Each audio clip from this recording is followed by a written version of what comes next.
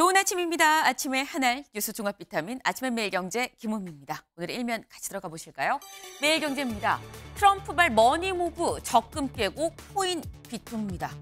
트럼프 당선인이 당선이 되면서 머니가 무브 움직이고 있다라는 거죠. 어디서 어디로 적금을 깨고 적금에서 코인 비토 코인으로 가고 있다라는 겁니다. 네. 지금 이 돈이 움직이는데 적금을 깨고 코인으로 움직이고 있다. 근데 얼마나 움직이느냐? 마이너스 통장 잔액이 이달 들어 7,500억이 쑥 올라갔다라는 거죠. 마이너스 통장에서 지금 돈을 빼서 어디로 가느냐? 금융권, 코인에 유입되고 있다라는 얘기가 나오고 있습니다. 더불어 예적금 10조가 감소했다. 예금, 적금 들던 거 다 깨고 미국 주식, 가상자산으로 자금 이동이 지금 본격화되고 있다라는 겁니다. 근데 뭐 돈 움직일 수 있는 거지 원래 돈은 움직이는 거 아니야 생각할 수 있죠. 근데 문제는 이런 게 좀 우려되는 부분이 있다라는 겁니다. 이걸 좀 볼까요?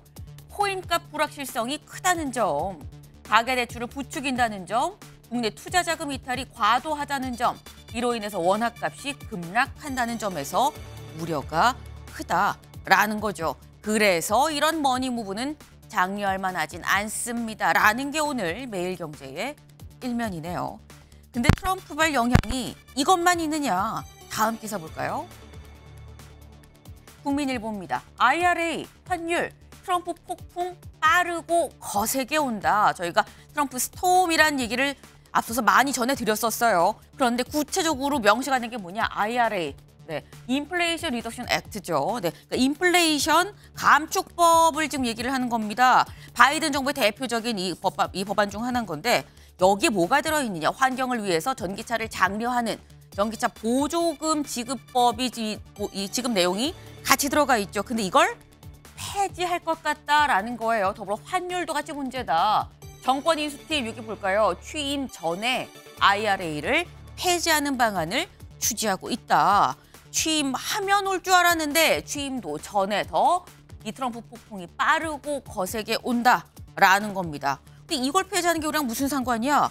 이걸 폐지하게 되면 우리 자동차 회사 그리고 배터리 회사 이 IRA 이 자동차 전기차 보조금을 받으려고 미국의 공장을 짓겠다라고 발표를 했는데 이 계획이 다 무산 어그러질 수 있다라는 얘기인 거죠.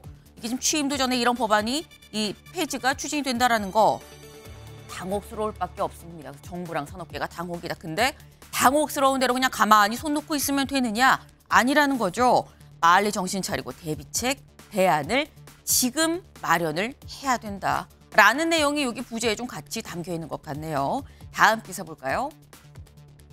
중앙일보입니다. 북한의 러시아 파병 시진핑도 달라졌다라는 겁니다.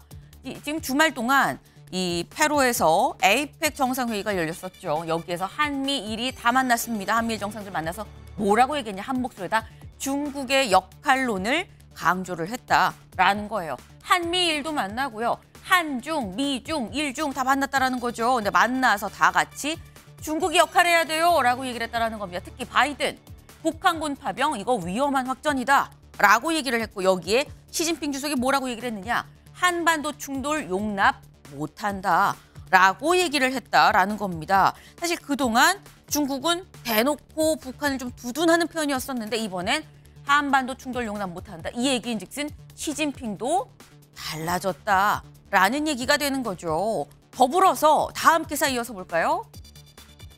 한국일보입니다. 시진핑 내년 방안 확실시 한중 관계 개선 전망입니다. 시진핑 주석 내년에 우리나라 올 것 같다라는 거죠. 확실시다. 거의 확정적이다라는 거예요. 왜?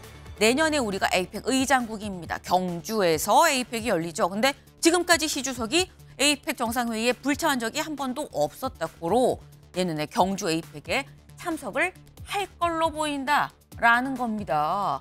그렇다고 한다면 아까 시진핑이 달라졌다 봤죠. 거기다 내년에 방한하는 게 확실시된다.